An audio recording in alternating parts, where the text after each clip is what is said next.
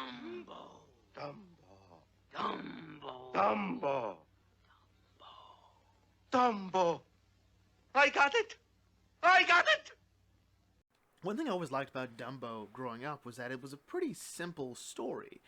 It's very self-contained. It really is a story of three people: Dumbo, Mrs. Jumbo, and Timothy Hugh Mouse. And it's something you appreciate more going into the Disney Renaissance, where it's really just two characters, but also a mess of side characters. Actually, that is something also unique about Dumbo, and the fact that there really aren't a lot of side characters who make up the bulk of the story. Like, look at something like Snow White or Cinderella, where the side characters are a big part of the story, or even go to Sleeping Beauty, where the side characters are more important than the title character. It's weird in that way. But again, the simplicity of Dumbo, the innocence to it, is sort of what I've always liked about it.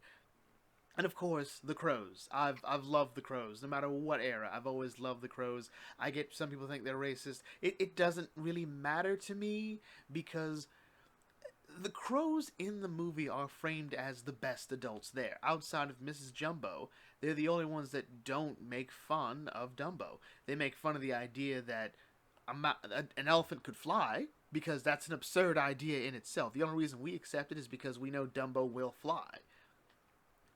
And coming to the live action one, my first thought would be, well, Tim Burton's directing it, so this might be another case of you feed the madness and it feeds on you.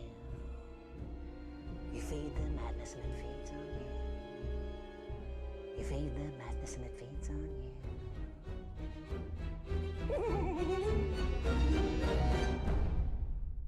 But I'll have to admit, Tim Burton aside, this was decent. This was decent, good in some ways, and in a lot of ways, it's a better version of Pete's Dragon. So when we talked about the Pete's Dragon, the live action one, we talked about how the fact that everything else around the idea of the dragon is kind of not interesting.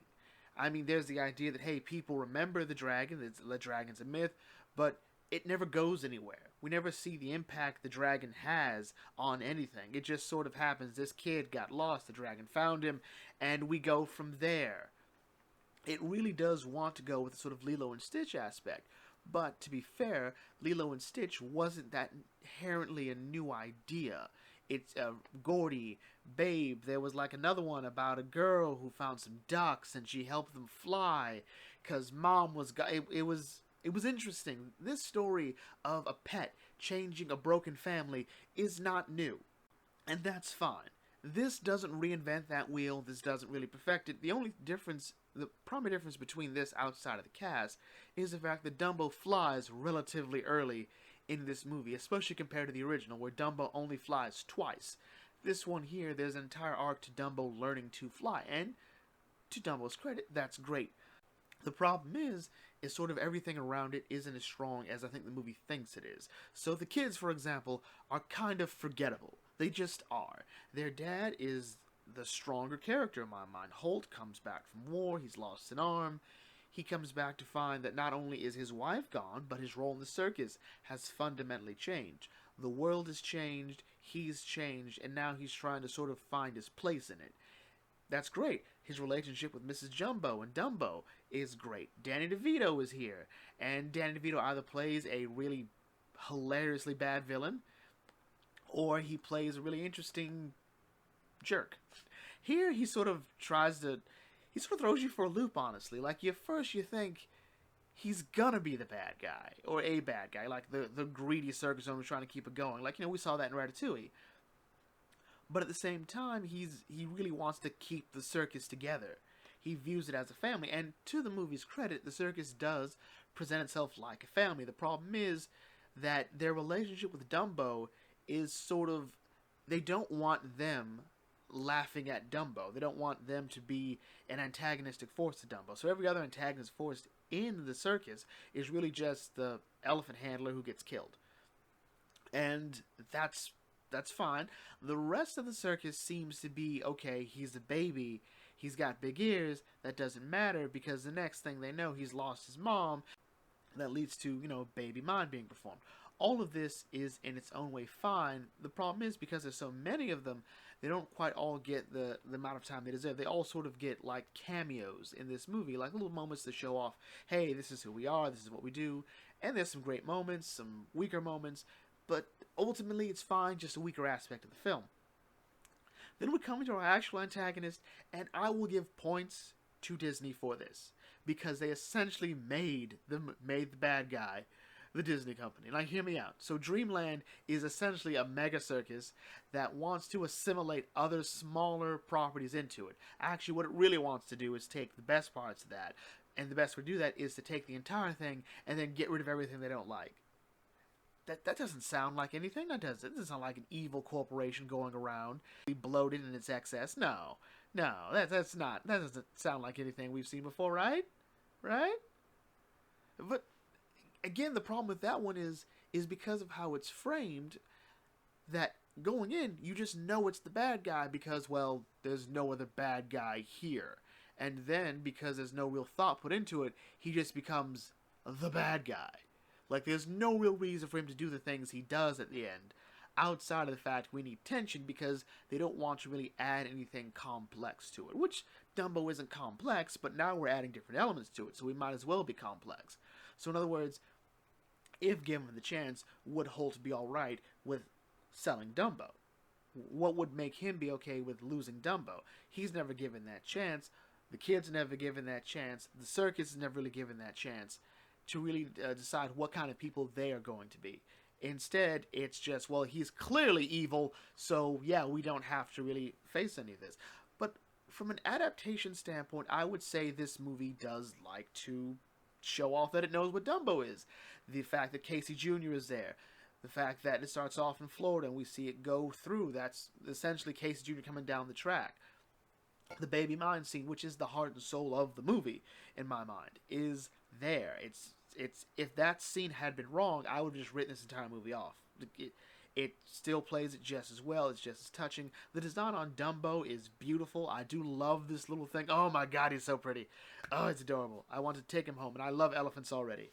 And then, of course, there's the pink elephant scene. The pink elephant scene is done very well. The only difference is that it was very much supposed to be horror in the original, at least in my mind. Like, it's supposed to be frightening. This one here is just a little unsettling.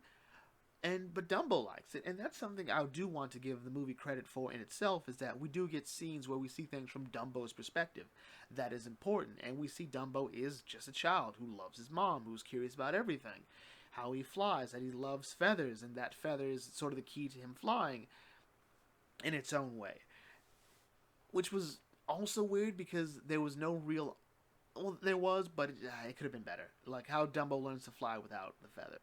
There's a little nod to the crows. Like I said, the crows are the best part of the movie. My only real gripe is there was no emotional scene like this. You ought to be ashamed of yourselves. A bunch of big guys like you, picking on a poor little orphan like him. Suppose you was torn away from your mother when you was just a baby. Nobody to tuck you in at nights. No warm, soft, caressing trunk to snuzzle into. How would you like to be left out alone in a cold, cruel, heartless world? And why? I ask you, why? Just because he's got those big ears, they call him a freak. The laughing stock of the circus. Then when his mother tried to protect him, they tore into the clink. And on top of that, they made him a clown. Socially, he's washed up. Oh, but what's the use of talking to you cold-hearted boys? Go ahead. Have your fun. Laugh at him. Kick him now that he's down. Go on. We don't care. So, and the question is, why is that scene important? Well, because it is like the final straw for Timothy Mouse, and it should have been the final straw for the character here. Yes, it would have been awkward to see anyone lecture anyone about this elephant. It worked better in the context of the movie because it works. We spend a lot of time with Dumbo. He doesn't really speak. He doesn't really get a lot of moments to act on his own accord here. And it's also the amount of abuse Dumbo suffers. You know, he's lost his mom. The circus mocks him, or the clowns mock him, who are like the only part of the circus, and the elephants have said they've removed his elephant status somehow. Like they somehow can do that. And now he's lost. Like, you know, he's lost here, and there has to be some way to make it better. But we're not going to deal with this level of bullying from these crows, what Dumbo's gone through. Overall, is this movie great? No. I think you'd have to be a really big Tim Burton fan to do this. I've liked Tim Burton's stop motion stuff. You know, James the Giant Peach, Nightmare Before Christmas. That stuff is, I think, where he shines best. As much as I like something like Edward Scissorhands, and I have a love-hate relationship with his Batman, and of course Sweeney Todd. These are, I think, his best stuff. But this is all right. This is all right. It's not amazing. It's groundbreaking. He doesn't sell the idea of live-action remakes being a great idea, but it doesn't totally write it off as a bad one. So that means so far, out of all the ones we've gone through, we're at 2 that are really good. We're at two that could be considered good, at least. But anyway, what did you guys think? Did you like it? Did you hate it? Was it something you felt that this could have lacked? It could have done better? Let me know in the comment section. I'll catch you all later. This is About Your Think Tank signing off. Thanks for watching. As always, may your fandom serve you well.